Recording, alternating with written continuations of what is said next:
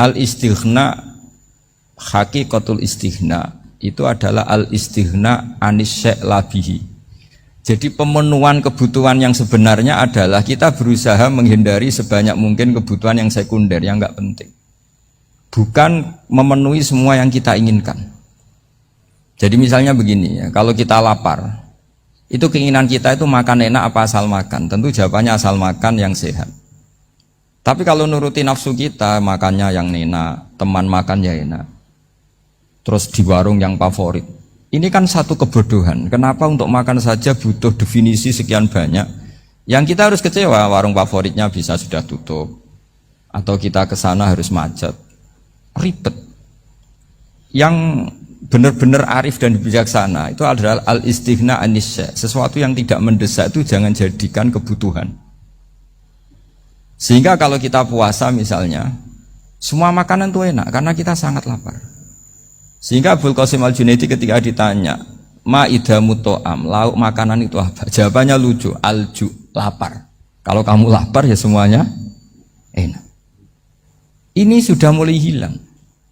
Kita bilang makan enak itu ya sate, ya gulai, ya pizza yang kita senang. Akhirnya apa? Untuk nikmatnya Allah itu kita jadi ribet. Apalagi yang orang-orang fasik harus ditemani perempuan yang tidak halal misalnya, atau harus ada ajudan, ribet. Nah pertanyaannya, orang yang ribet sama yang nggak ribet itu pinter mana? Pinter yang nggak ribet. Nah ini kearifan-kearifan yang mulai hilang. Lalu siapa yang bisa mewarisi itu? Ya ulama. Jadi ulama itu cara berpikir sebenarnya simple.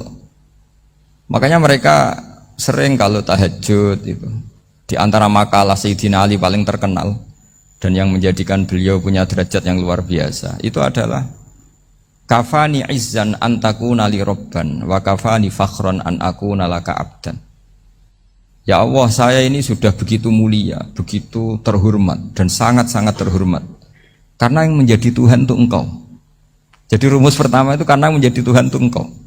Hanya Tuhan yang abadi, Tuhan yang pertama, hanya Tuhan yang al-awwal. Coba ya Allah, kalau saya ini punya Tuhan Fir'aun, punya Tuhan mati jadi tontonan lagi, itu kerennya di mana coba? Andai kan kita punya Tuhan Fir'aun, atau punya Tuhan yang asal usulnya manusia, apapun hebatnya manusia itu, kita punya Tuhan manusia itu. Tuhan yang lapar, yang kalau nggak makan mungkin pingsan, mungkin bisa kena COVID, nanti Tuhannya diisolasi. Kayak apa? Makanya ketika Tuhan Allah menyindir ketuhanan selain Allah itu, Allah hanya menyindir dengan kalimat sederhana, kana yakulani to'am, yang kamu tuhankan itu masih makan. Hanya kalau nggak makan ya lemes. Jadi lama-lama ada orang gini, alhamdulillah tadi Tuhan mampir ke saya, kelihatannya lapar, setelah tak kasih makan sehat lagi. Susah nggak punya Tuhan yang seperti itu. Beda dengan Tuhan kita.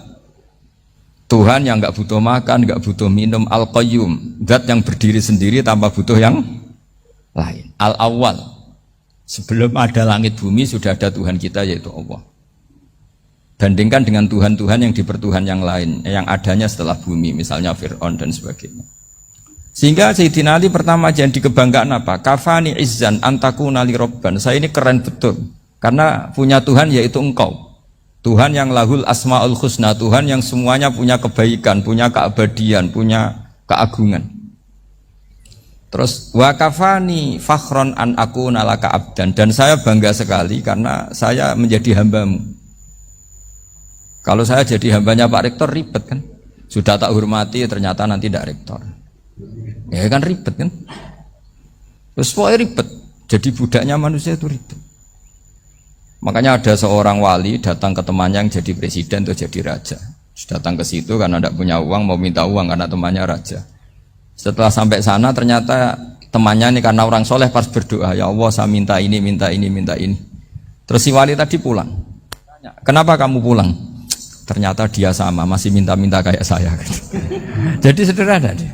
Sama-sama minta kamu, minta zat yang kamu mintain katanya. Jadi dulu itu orang itu sebegitu dekat dengan Allah. Sehingga si raja ini terus ketemu wali tadi tanya, kenapa kamu menyepelekan saya padahal sekarang saya raja. Terus ditanya sama wali tadi, karena temannya, Kalau kamu di padang pasir tidak bisa minum dan harus minum 1 gelas, dengan ongkos kamu harus mengasihkan semua kerajaan kamu demi minuman itu. Pilih mana, minuman apa tetap jadi raja? Ya saya milih bisa minum. Saya tidak raja tetap hidup, tapi kalau nggak minum mati. Bagaimana Anda bangga dengan satu kerajaan sing la yusawi kak samain, yang tidak sama dengan segelas air. Jadi artinya terus mereka melihat jadi raja itu ya biasa, jadi presiden biasa, jadi rektor biasa. Karena mereka biasa berlogika hakikatul izzah itu ya at-taqarrub ila Allah, yang benar-benar terhormat itu ya dekat dengan Allah. Begitu seterusnya mereka bikin paradok-paradok yang aneh, tapi itu menjadi pelajaran. Bapak saya Ki Nur Salim itu senang baca anekdot Nasiruddin Koja. Itu kalau bikin orang-orang aneh, itu dia datang ke satu pesta, pakai baju lusuh, pakai sarung lusuh atau celana lusuh, sama Sohibul Bait yang punya acara dibiarin.